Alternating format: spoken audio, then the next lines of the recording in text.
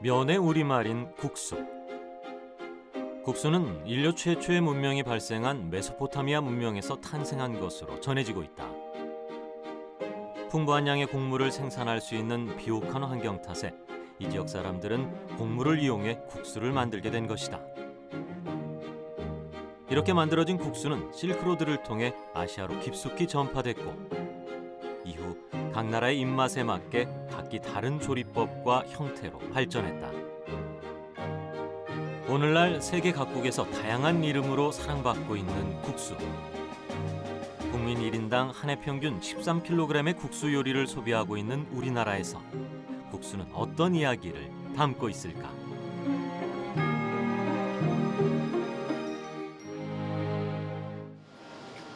한국 속 작은 중국이라 불리는 인천 차이나타운. 다양한 중국식 먹거리가 풍성한 이곳은 중국의 맛은 물론 문화도 체험할 수 있는 곳이다. 분명 한국이지만 길 가다 무심코 들을 수 있는 중국어가 낯설지 않아 마치 중국에 온 것 같은 느낌이 들 정도다. 한국 속 작은 중국인 차이나타운을 말할 때 빼놓을 수 없는 것이 바로 짜장면에 대한 이야기. 짜장면에 대한 역사를 한눈에 볼 수 있는 짜장면 박물관이 있을 정도다. 짜장면 박물관은 6개의 전시실과 기획 전시실을 갖추어 개항기 인천의 화교와 짜장면의 역사를 체험할 수 있도록 조성됐다. 짜장면이 처음 등장한 건 중국 산동에서 인천항으로 건너온 화교들을 통해서였다. 인천에서 이제 개항이 되면서 중국인 노동자들을 쿨리라고 불렀는데 이제 그분들이 값이 싸면서 손쉬운 음식을 찾다 보니까 이제 산동 지방에서 먹던 음식이에요. 이제 그거를 면을 삶아서 볶은 춘장을 비벼 먹은 게 이제 짜장면의 시초가 된 거예요. 삶은 국수에 천면장이라 불리는 중국식 된장과 채소를 넣어 비벼 먹는 이 음식은 작장면이라고 불렸다. 저렴한 작장면은 지갑이 얇은 화교들과 인천항을 드나드는 상인들에게 큰 인기를 모았다.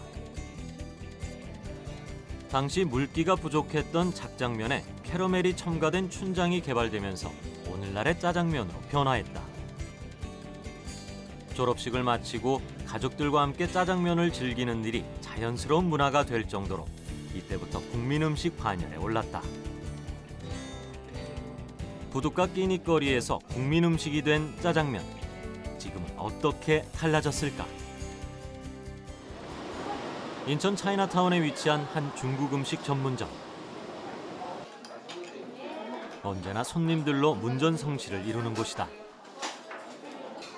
이곳에는 여느 짜장면집과는 조금은 다른 이색 짜장면이 있다. 젓가락이 아닌 수저로 떠먹는가 하면 분명 짜장면이지만 검은색이 아니다.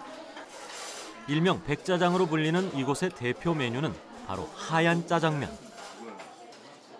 생김새부터 호기심을 자극하는 하얀 짜장면은 기존 짜장면에 대한 고정관념을 바꿔놨다. 특히 맛있고 건강한 음식으로 입소문이 나면서 멀리서도 그 맛을 보기 위해 찾아온 손님들로 늘 붐비는 곳이다. 일반 짜장보다 맛이 담백하고요. 되게 부드럽게 잘 넘어가는 것 같아요. 맛있어요. 맛은 조금 부드러운 건 있는 것 같아요. 좀 부드럽다. 그러니까 짜장에서 느낄 수 없는 하얀 짜장 맛, 독특한 맛이 좀 있는 건데 뭐라고 표현하는 그런데 좀 부드러움을 좀 많이 느꼈어요. 짜장면에 대한 오랜 연구 끝에 개발한 하얀 춘장은 기존 짜장에 쓰이는 캐러멜 색소 대신 콩을 주 재료로 했다. 60일 이상 숙성시킨 하얀 콩 춘장으로 만든 짜장은 일반 짜장과 다르게 담백한 맛이 일품인데 짜장면 하면 빼놓을 수 없는 달달한 맛은 고구마, 양파, 호박 등의 식재료 조합으로 만들었다. 저렴한 가격에 어디서나 시켜 먹을 수 있는 음식으로 대중들에게 많은 사랑을 받는 짜장면의 화려한 변신. 오랫동안 숱한 이야기와 추억을 담아온 짜장면도 시대에 맞게 변화하고 있다. 차이나타운에 맨날 까만 짜장 먹으러 오시면은 의미가 없잖아요. 그래서 우리가 고민을 했어요. 뭔가 손님이 이렇게 차이나타운에 오시면은 새로운 거. 그래서 이제 까만 짜장은 한 100년 동안 역사가 있다는데 우리가 하얀 짜장을 한번 개발하자. 그래서 개발한 동기가 새로운 거. 그래서 하얀 짜장이 정반대잖아요. 까만 거, 하얀 거고. 그렇게 해서 이제 우리가 하얀 짜장을 개발한 거예요. 계절에 따라, 시기에 따라 국수는 다양한 재료들과 어우러져 색다른 맛을 자랑한다. 이곳의 면 요리 역시 마찬가지다. 뚝배기에 따뜻한 사골 국물과 함께 먹는 면을 육면이라 부르는데 고기를 가늘게 썰어 메밀가루를 묻혀 면을 삶아내던 전통적인 육면과는 조금 다른 면 요리다. 특히 일반 면과 달리 검은색을 띠는 이 집의 면은 바로 흑미로 만든 흑미면이다. 예, 제가 고향인 진천에다 음식점을 하는데 뭐 특별한 요리가 없다 그래요. 그래서 여기에 특산물이 뭔가 하고 알아봤더니 진천 문백에서 국내산 흑미가 한 60%가 나온다고 하더라고요. 그래서 이제 그거를 흑미를 갖고 요리를 만들려고 연구를 했는데 그게 이제 흑미면을 개발하게 된 동기가 되고요. 지금은 경기도 광주에 터를 잡았지만 그 시작은 충청북도 진천이었다고 한다. 지역 특산물인 흑미를 이용해 면을 뽑는 독특한 방식으로 흑미면을 처음 선보여 당시 큰 화제를 모으기도 했다. 흑미의 까끌까끌한 식감 때문에 그 누구도 도전하지 못했던 새로운 시도였다고 한다. 점심시간이 되자 몰려든 손님들로 잠시도 쉴 틈이 없어진다. 면은 미리 반죽을 해놓은 상태에서 주문과 동시에 뽑아 따뜻한 국물에 내어놓는데 그렇게 어느덧 5년. 멀리 진천에서 경기도 광주로 새로 터를 잡았지만 한번 먹어본 이들은 그 맛을 잊지 못해 다시 찾아오곤 한다.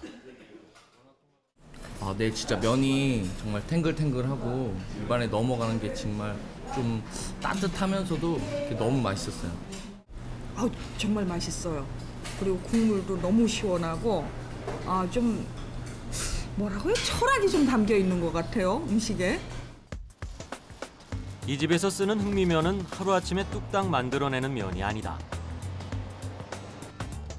먼저 흑미를 곱게 간 가루를 항아리에 넣어 1차 발효를 시키고 난 후 다시 말려주는 과정을 3차례에 걸쳐 반복하는데 이때 걸리는 시간만도 무려 20일이나 소요된다.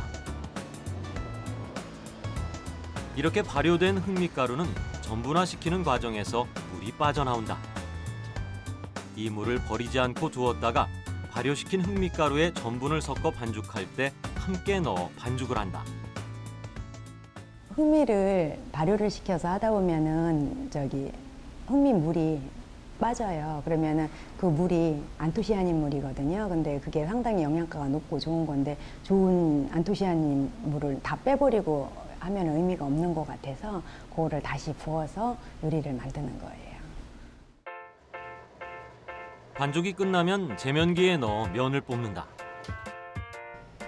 마지막으로 육수를 낼 때 넣어둔 목이버섯과 한우를 썰어 고명을 올리고 미리 끓여 식힌 육수는 육수바지에 넣어두었다가 주문과 동시에 다시 한번 끓여 뚝배기에 담아내어 놓으면 담백한 맛이 일품인 진천육면이 완성된다. 면과 함께 먹는 고기라는 뜻에서 붙여진 이름 육면. 흑미면은 고기와 먹었을 때 가장 궁합이 잘 맞는다고 하는데 뚝배기 가득 담겨진 고기는 주인장의 후한 인심만큼이나 푸짐하다. 네, 흑미의 경우는 조금 단점이라 하면은 약간 소화기 쪽에 무리를 줄 수 있다는 단점이 있는데요. 소고기 같은 경우는 동의보감에서도 우리의 비위를 보호한다는 기능이 적혀 있습니다. 그렇기 때문에 소고기 함께 먹으면 그런 흑미의 단점을 좀 상쇄시킬 수가 있고요. 그 다음에 목이버섯의 경우는 기본적으로 항노화 작용, 그 다음에 흑미와 마찬가지로 피를 맑게 하는 청열작용이 같이 있기 때문에 이제 강장제, 그 다음에 조금 고혈압이 있거나 그 다음 피가 탁하신 분들한테는 더욱더 효능 자체가 배가가 될 것 같습니다. 우리 땅에서 나고 자란 특산물을 이용해 만든 진천육면. 주문과 동시에 그때그때 말아내기에 성질 급한 사람들은 때론 타박을 하기도 하지만 미리 뽑아두면 서로 엉겨붙기 때문에 어쩔 수 없다는 이유로 주인장은 웃어넘긴다. 여러분의 수고로움을 마다하지 않고 좋은 식재료로 끝까지 외기를 고수하는 이유. 누군가는 꼭 해야 할 일이며 건강하고 더 나은 음식을 후세에 전해주고 싶은 마음에서란다. 이렇듯 그 옛날 고달픈 삶을 함께 견뎌온 사람들과 나눠 먹던 국수 한 그릇은 육면이라는 이름으로 건강한 마음까지 더해져 몸과 마음에 온기를 더해주고 있다. 경기도 김포시 군화리. 이곳에서 오랜 기간 칼국수를 만들어 왔다는 박대현 씨를 만났다. 입구에서부터 밀가루 반죽이 반겨주는 이곳이 그의 작업장이다. 한 포대에 대략 30kg이나 되는 반죽. 하루 평균 3-4포대를 이렇게 직접 손으로 밀어 면을 만들어낸다. 좋은 음식은 좋은 재료와 정성에서 비롯된다는 신념으로 면을 만들어 온 박대현 씨. 이렇듯 변하지 않는 한결같은 맛은 손님을 향한 요리사의 지극한 애정에서 비롯된다. 18살 때 시작된 면발 사랑은 수없이 많은 일터를 옮기면서 계속됐는데 그렇게 어느덧 30년이 흘렀다. 그가 이토록 손칼국수를 고집하는 이유가 뭘까? 이제 기계 칼국수하고는 확연히 다른 거죠. 보통 기계 칼국수는 질감이나 촉감이나 뭐 혀에서 느끼는 그런 뭐 식감이 되게 뻣뻣하고 좀 딱딱하고 그런 게 많이 느껴지는데 손칼국수는 이제 질감이나 촉감이나 식감이나 모든 게 부드럽고 쫄깃하고 뭐 기계하고는 뭐 될 수가 없으니까 뭐 변함없이 손칼국수만 고집을 하죠. 면은 그 제조법에 따라 남면, 앞면, 절면, 소면, 화분 등으로 나뉜다. 남면은 국수 반죽을 양쪽에서 당기고 늘려 여러 가닥으로 만든 국수를 말하는데 흔히 알고 있는 수타면으로 중국의 중화면과 일본의 라면이 대표적이다. 앞면은 국수 반죽을 구멍이 뚫린 틀에 넣고 밀어 끓는 물에 삶아 만든 국수로 끈기가 적은 메밀이나 쌀, 옥수수 등을 이용한 국수에 많이 사용한다. 절면은 손으로 반죽해 밀대로 밀어 얇게 만든 반죽을 칼로 썰어 만드는 국수로 한국의 칼국수가 대표적이다. 이처럼 그 제조법에 따라 다른 면은 만드는 이의 손맛이 더해져 저마다 다른 모양으로 우리 곁에 남아있다. 30년 가까이 만들어온 그의 면은 이미 입소문을 타고 칭찬이 자자할 정도다. 고단한 하루에 입안이 깔깔해지는 날이면 더욱 생각나는 맛이란다. 국물 맛도 일품이지만 집에서 만든 것처럼 찰지고 쫄깃한 면발이 한몫 톡톡히 하고 있다. 다른 데보다 면이 쫄깃쫄깃하고 더 맛있습니다. 면발이 기계로 뽑은 게 아니고 수제라서 입안의 감촉도 좋고 씹히는 촉감도 좋고 그게 여기가 가장 큰 특색 같습니다. 한결같은 쫄깃함은 반죽에서부터 시작된다. 먼저 밀가루와 물, 고구마 전분 등을 일정 비율로 넣는데 이때 반죽에 들어가는 물의 온도는 4도씨. 차가운 물에 빠르게 반죽을 냉각하고 숙성시켜야 차진 면이 나오기 때문이다. 이렇게 기계로 완성된 반죽이 나오면 이때부터 그의 손길이 바빠진다. 가장 먼저 커다란 쇠몽둥이로 만든 홍두깨로 반죽을 치대는데 지금까지 부러뜨린 홍두깨만 해도 수십 개. 이젠 아예 쇠로 만들어 사용한다. 여러 번의 치대는 과정을 거치는 반죽. 그래야만 긴장감이 생겨 쫄깃한 면발이 탄생한단다. 예, 뭐 사실 이제 반죽 거의 이제 밑반죽은 다 기계로 하는데요. 이제 마지막 마무리는 항상 그 사람이 그 손을 대야지 그 반죽이 제대로 반죽이 나와요. 이제 그래서 이제 큰 홍두깨로 치대는 이유는 그 반죽의 그 긴장감, 그 긴장도를 최대한 높여가지고 항상 그 반죽이 그 최대한 응집력 있는 상태를 계속 유지하는 거죠. 이제 그러기 위해서 큰 온도계를 사용해가지고 반죽을 계속 치대는 거예요. 이제 그렇게 치대 놔야지 반죽이 쫄깃한 식감을 유지할 수 있는 거죠. 쫄깃하고 부드러운 맛이 일품인 면발의 비밀은 홍두깨 작업에 있었다. 반죽을 여러 번 치댄 후 바로 사용하지 않고 차가운 냉장고에 넣어 최소 24시간 숙성시킨다. 숙성된 반죽은 2개의 홍두깨를 이용해 얇게 편다. 여러 번 밀고 또 미는 과정이 반복되는데 차가운 상태 그대로 홍두깨로 밀어 재빠르게 썰어내는 것이 포인트. 이렇게 그의 손끝에서 쫄깃하면서도 부드러운 맛이 으뜸인 칼국수 면이 완성된 후 손님상에 내어지는 것이다. 국수는 원래 반죽을 손으로 눌러서 풀잎처럼 만들었다는 수인병이었다.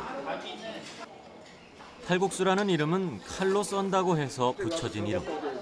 하지만 옛날 음식책에는 칼국수라는 말은 나오지 않고 대개는 밀가루로 만들어서 밀국수라고 했다. 그렇다면 한국인들에게 큰 사랑을 받고 있는 국수는 언제부터 우리의 밥상에 올랐을까? 국수는 그 전에는 옛날엔 그렇게 먹지 않았는데 그 송나라 때 우리나라로 이제 그 통일신라 시대 이 무렵에 그때부터 먹은 것 같아요.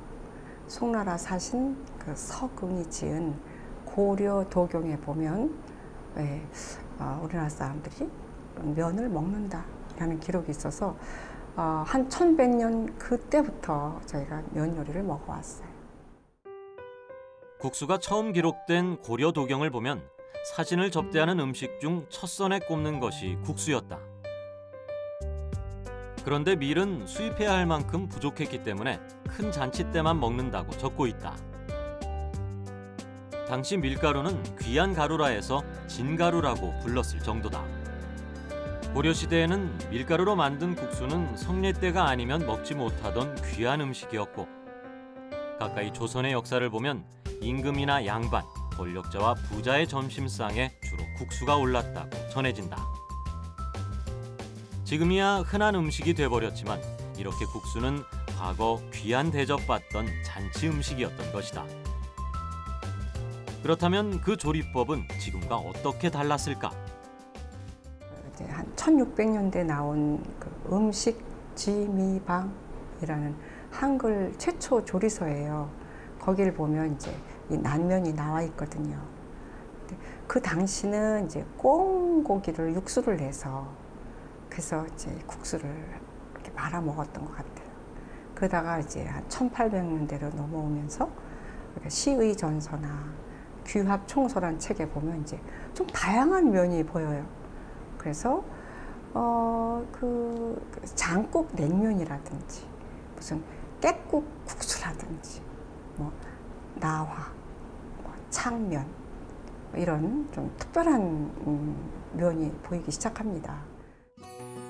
조선시대 궁중 음식 중 하나인 난면은 삶은 밀가루 면에 채를 썰어 볶은 애호박, 서기버섯채, 황백지단채, 양지머리 편육을 올리고 여기에 양지머리를 삶은 뜨거운 육수를 부어냈다. 일반 국수와 달리 난면은 반죽할 때 물을 전혀 넣지 않는다. 이름처럼 달걀만을 넣어 반죽하는 것이 특징인데 그 식감이 부드럽고 쫄깃하며 색은 노란색을 띈다. 난면은 음식 디미방 외에 시전서와 윤씨 음식법에도 그 조리법이 나온다. 음식 디미방에서는 달걀을 통째로 휘어질 정도로 풀어 밀가루에 넣고 반죽한 후 칼국수처럼 썰거나 틀에 눌러 국수를 뽑아 꽁고기를 삶은 국물에 말아낸다. 시전서와 윤씨 음식법에서는 밀가루에 달걀 노른자만 넣어 반죽해서 만들며 국물은 오미자국을 사용한다고 기록돼 있다. 시전서와 윤씨 음식법에 소개된 조리법에 따라 난면을 만들어 보기로 했다. 먼저 채에 걸은 고운 밀가루에 달걀 노른자를 넣고 반죽을 만든다. 살기가 생길 때까지 여러 번 치댄 후 홍두깨로 얇게 밀어 펴주고 편 반죽은 서로 엉겨붙지 않게 밀가루를 사이사이 넣어 겹쳐 채를 썰듯 가늘게 잘라준다. 끓는 물에 면을 넣고 삶아준 후 곧바로 찬물에 식혀 건져낸다. 오미자국은 하룻밤 정도 우려낸 오미자를 체에 걸러 맑은 국물을 받아 육수로 사용한다. 이제 삶아둔 면 위에 오미자국을 부어주면 난면이 완성된다. 이 외에도 귀한 밀가루 대신 다양한 식재료를 이용해 면을 만들기도 했다.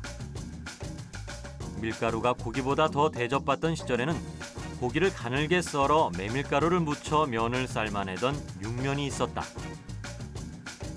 또한 녹말가루를 익혀 면을 만들기도 했다. 녹말을 물에 풀어 얇게 펼친 후 중탕을에 익히면 말갛게 묵처럼 되는데 이것을 가늘게 썰어 오미자물에 띄워 먹었다. 책면, 창면, 화면 등 다양한 이름으로 불렸는데 주로 봄꽃이 필 무렵 즐겨 먹던 국수다. 이처럼 문헌에 기록된 국수 종류가 무려 2,000여 가지가 된다고 하니 부족함 덕분에 오히려 다양한 국수 문화가 발전할 수 있었는지 모른다.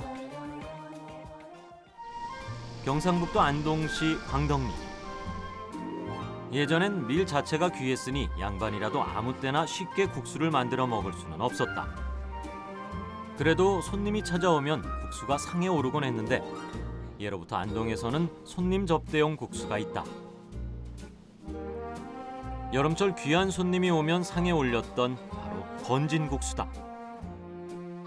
더울 때 이제 너무 뜨거운 거를 그 어른을 못 드리니까 서민들은 보통 삶아서 뜨거워도 그냥 먹고 그 한 대갓집이나 뭐 대감들 이런 집들은 이걸 건져서 그 은어를 따려서 육수를 부어가지고 이제 어른 대접을 하는 게 우리 건진국수고 또 이 건진국수를 해보면은 양이 많이 들어가요.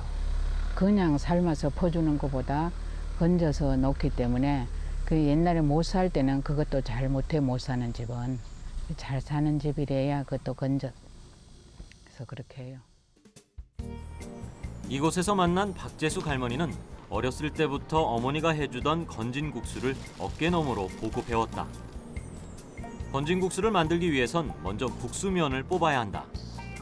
밀가루와 콩가루를 섞어 반죽을 하는데 이는 어머니 때부터 물려받은 비법.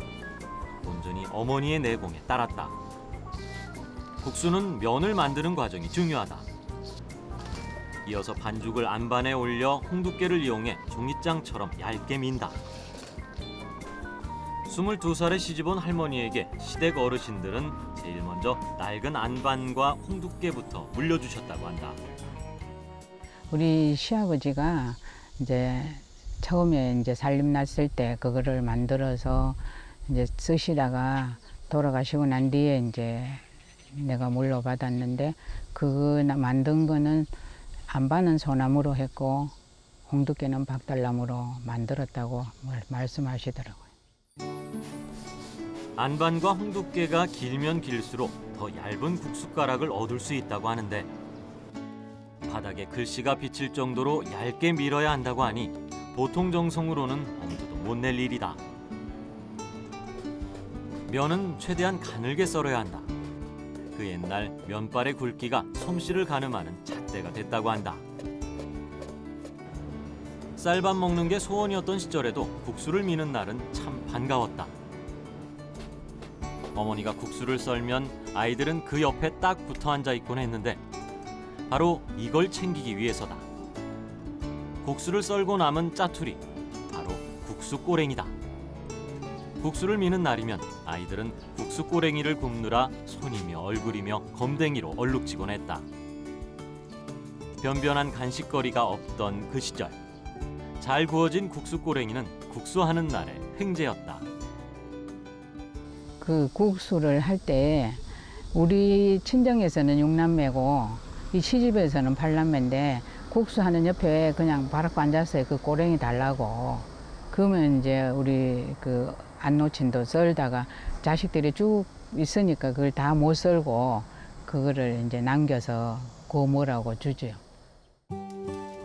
국수면이 완성되면 가마솥에 불을 지피고 끓는 물에 면을 삶아낸 즉시 건져 찬물에 헹궈낸다. 그래서 붙은 이름이 건진국수인데 흔히 안동국시라는 게 바로 이 건진국수다. 육수는 다시마, 멸치, 버섯 등을 넣어 끓이는데 이곳 안동에서는 낙동강 일대의 담소인 은어를 끓여 우려내 차갑게 식혀 사용했단다. 미리 끓여 식힌 장국을 붓고 여기에 고명을 얹으면 건진국수가 완성된다. 면발이 쫄깃하고 국물 맛이 깔끔한 건진국수는 모양새 하나까지도 정성을 들인다. 국수가 먹기는 쉬운데 만드는 과정은 만만치가 않다. 그래도 어머니의 바지런한 손에 금세 푸짐한 국수 한 상이 차려졌는데 뿌리 내린 그곳에서 대대로 내려오던 솜씨를 더하고 어머니의 손끝에서 흐른 세월만큼 깊은 맛이 녹아든다. 온 힘을 다해 치대고 늘리는 국수 반죽. 수십여 가지의 반찬을 올린 밥상 못지않게 정성과 노력을 들여야만 비로소 제 모습을 드러낸다. 국수는 이렇게 극진한 정성을 표현하는 음식이었다. 그렇다면 언제부터 이 귀한 음식이 평범한 서민들 밥상에 오르기 시작한 걸까? 대화기가 이제 지나면서 근대로 들어와서 아무래도 6.25 전쟁이 이제 끝나고 여러 가지 이제 그런 식량의 궁핍함이 있었죠. 그래서 이제 대량으로 이제 미국에서 밀가루를 원조를 받기 시작했어요. 그래서 이제 빵이라든지 뭐 국수 같은 것들이 올랐는데 주식으로는 이제 국수가 단연 으뜸이었죠. 조선시대 일제강점기를 지나 민족 상잔의 비극이 벌어진 한국전쟁이 발발했다. 모두가 굶주렸고 모두가 헐벗었던 시절. 그 당시 미국에서 보내줬던 구호물품인 밀가루가 전 국민의 굶주린 배를 채워줬다. 이때 우리의 국수 문화는 일대 변혁을 거치게 된다. 전쟁은 끝났어도 그 흔적은 깊었던 1960년대. 국민들의 식량 보급 해결이 급선무였던 시절이었다. 이를 위해 국가에선 혼분식 장려운동을 하게 되는데 쌀보단 혼식, 저렴한 밀가루 소비를 장려하던 정책은 국수의 대중화를 이끈 결정적 계기였다. 그렇게 한 세대가 가고 국수에 대한 기억도 조금씩 달라졌다. 요즘은 국수 대신 라면이 한국인들의 입맛을 사로잡고 있다. 국민 1인당 한 해 평균 76개를 소비하고 평균 5일에 하나씩 라면을 먹을 정도로 라면은 한국인이 가장 좋아하는 면 중 하나가 됐다. 1963년 9월 15일 라면이 우리나라에 처음 출시됐다. 첫 라면은 닭육수로 맛을 낸 하얀 국물 라면이었는데 당시에는 쌀밥을 대신하는 대용식이 아니라 보양식처럼 여겨졌다. 면발과 국물에 녹아있는 기름기로 지방을 보충할 수 있다는 생각에서였다. 이후 한국인이 좋아하는 매콤한 쇠고기 육수가 70년에 개발됐고 80년대에는 짜장과 비빔라면, 해물 육수가 가미된 다양한 라면이 개발되면서 라면 업계가 성황기를 맞게 된다. 그렇다면 라면 한 봉지에 들어가는 면의 길이는 대략 어느 정도 될까? 한 라면업체 연구소가 4개 업체의 면발을 비교한 결과 가장 긴 것은 50m로 건물로 따지면 무려 16층 정도의 높이였고 가장 짧은 것은 35m였다. 면의 모양은 꼬불꼬불하게 만들어 좁은 면적에 최대한 많은 양의 면을 담았는데 때문에 배고픈 시절 허기를 달래주기에 그만이었다. 밀가루 국수, 그 시작의 모습을 아직도 간직한 국수 공장이 있다. 이른 아침부터 쫄깃한 면을 뽑느라 분주한 이곳은 1945년 문을 연 오래된 국수 공장. 70여 년의 역사를 이어온 곳이다. 국수는 대체로 찬물에 반죽을 하는데 이유는 반죽이 쉬이 처지는 것을 막기 위해서다. 하지만 이곳에선 좀 다르다. 밀가루에 50도씨 이상의 뜨거운 물을 부어 익반죽을 한 후 국수 기계에 여러 번 넣어 뽑아낸다. 소금 또한 밀가루에 바로 넣지 않고 물에 녹여 둥둥 뜨는 불순물을 제거한 후 반죽에 넣는다. 그래야만 지저분한 성분과 잡내가 빠져 국수 맛이 깔끔하다고 한다. 이것이 이 집만의 비법이다. 그 처음에 의도는 이제 반죽을 빨리 하기 위해서 이제 뜨신 물로 이제 입반죽을 시작을 했는데 입반죽을 시작하고 입반죽을 하니까 국수 맛이 훨씬 더 좋아지더라는 거예요. 이게 칼국수든 물국수든 뭐 아니면 마른 국수도 마찬가지로 그 뜨신 걸 널어놨을 때 건주장이나 뭐 이렇게 아니면 이제 국수 만드는 과정에서 나오면서 뜨신 물로 하니까 이제 숙성 발효가 잘 돼요. 그게 그래서 이제 면이 이제 그런 입반죽을 한 반죽으로 이제 만들어 놓은 면은 차지고 부드러워요. 이렇게 육안으로 봤을 때 퍼진 것 같은데 먹으면 차진 맛이 많이 나죠. 이렇게 반죽을 마친 후 홍두깨로 미는 과정에 들어간다. 1940년대만 하더라도 널쩍한 대면만 있을 뿐 국수 굵기에 따른 구분은 전혀 없었다. 세월이 흐르면서 국수 기계의 개량과 더불어 국수의 굵기는 점점 얇아졌고 이제는 소면이 곧 밀가루 겉면의 대명사가 됐다. 국수 기계로 뽑은 면발은 절단 후 건조실에서 2, 3일간 자연 건조시킨다. 이 과정에서 마른 국수의 생사가 갈린다. 국수는 온도와 습도에 민감하기 때문에 자칫하면 축축 늘어져 상품 가치가 상실된다. 그는 면을 건조하는 과정에 자신만의 노하우를 녹였다. 좁은 공간에서도 많은 면을 한 번에 말릴 수 있도록 면 사이 거리를 가까이 했다. 덕분에 수분이 잘 마르지 않아 건조 과정에서 면은 늘어난다. 건조 과정은 절대 발설할 수 없는 그만 비밀병기다. 이제 원래는 넓게 널어야 빨리 마르는데 빨리 마르지 않기 위해 가지고 그러니까 좁게 말리는 거죠. 좁게 붙이면 이제 그 습이 빠져나갈 수 있는 공간이 덜한 거죠. 시간적인 여유를 이제 늦추는 거지. 늦춘 다음에 이제 늦추면 이제 자동적으로 자기네들끼리 습하니까 밀가루니까 반죽에 사람이 당기듯이 쭉 늘어나죠. 밑으로 쭉 늘어났다가 다시 또 이제 마르면 한 풍기를 틀으면 다시 쭉 올라가죠. 그리고 완전히 올리면 안 되고 다시 또 중간에 한번 껐다가 다시 한번 쭉 내렸다가 한번 또 올리고 이제 그걸 반복적으로 한 2번 정도 해주죠. 그가 만든 국수는 이곳에서 손님상에 오른다. 소박한 느낌이 드는 이곳 국수 전문점은 비빔국수가 대표 메뉴. 주말에는 거의 빈자리를 찾아보기 힘들 정도로 하루 600그릇 정도 팔린다고 한다. 이곳의 인기 메뉴인 비빔국수는 일반 비빔국수와는 사뭇 다르다. 매콤한 육수가 흥건해 물국수에 가깝다. 물리지 않는 깔끔한 맛의 독특한 육수도 육수지만 무엇보다 면발이 자랑거리다. 면발은 쫄깃하다 못해 쫄면의 식감마저 든다. 더욱이 밀도 있는 면발은 먹는 내내 불지 않는다. 일단 너무 차가운데 덜 익은 느낌이 없고 잘 익었는데 이제 탱글탱글하고요. 그리고 식감도 씹히는 느낌이 되게 좋아서 그게 좋은 것 같아요. 쫄깃거리고 맛있어요. 그러니까 시원하고 국물은 시원하고요. 면은 쫄깃쫄깃하고 진짜 맛있어요.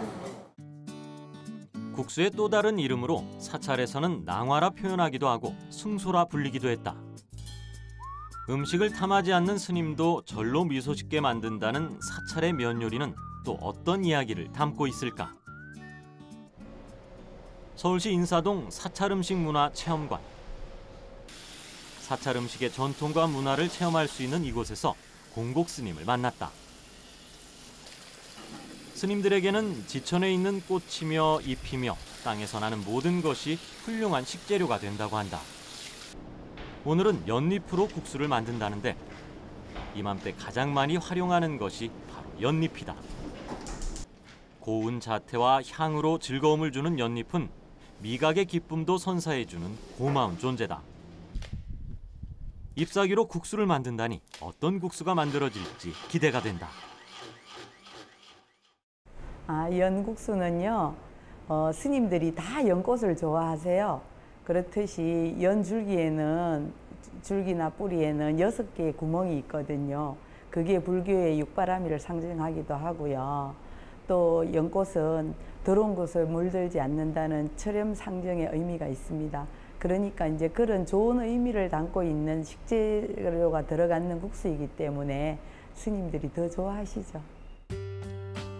연잎의 향이 은은하게 배어 나오도록 연잎을 빻아 즙을 내고 밀가루에 넣어 반죽을 한다. 요리와 공곡 스님과의 인연은 출가 때부터 시작됐다. 하지만 그 솜씨만큼은 어머니로부터 물려받았단다.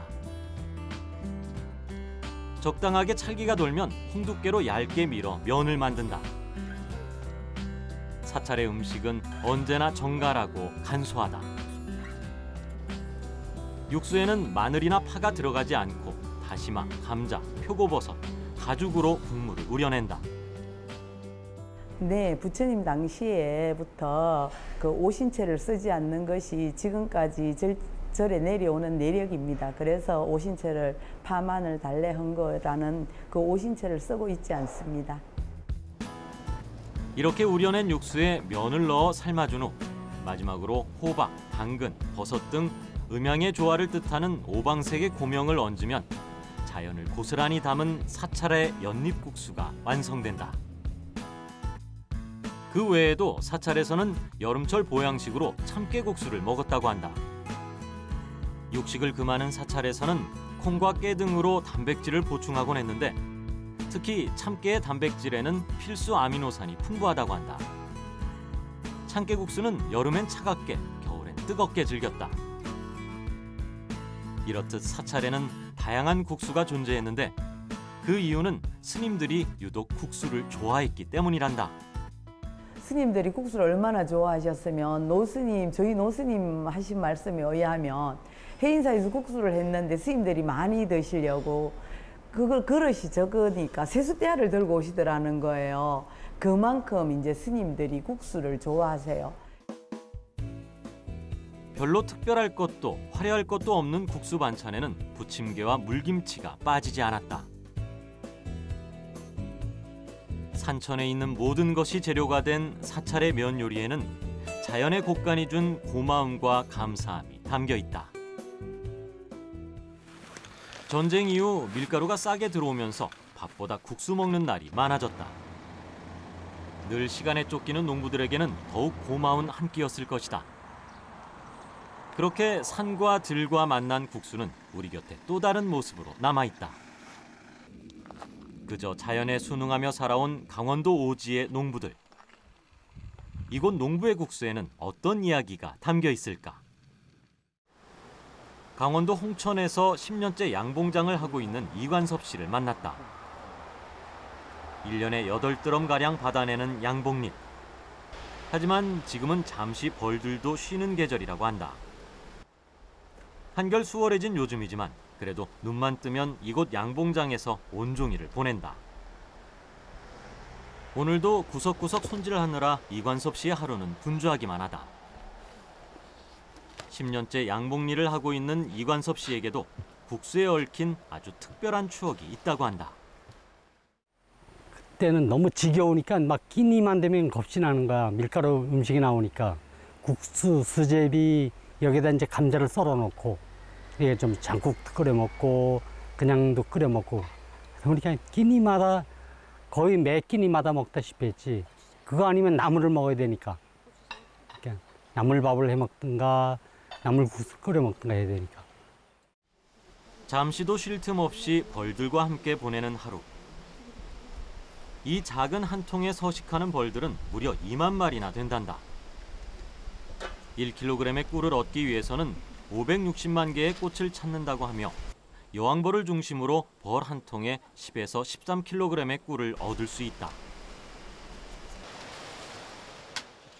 무더운 날씨 탓에 몸도 마음도 지칠 때쯤 새참이 도착했다.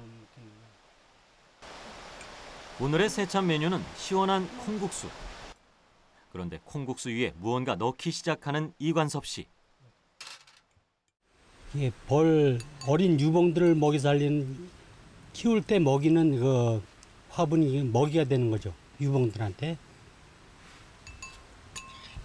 근데 이것을 이제 우리 인간들이 꿀에다도 이제 타 먹고 먹기가 이제 이게 목이 마르거든요. 이 화분이라는 게 많이 한 스푼을 먹게 되면 목이 마르니까 꿀에다 배합을 해서 먹는 방법도 있고 국수나 아니면은 뭐 냉국이나 이런 데도 이렇게 한 스푼씩 섞어서 먹고 하죠.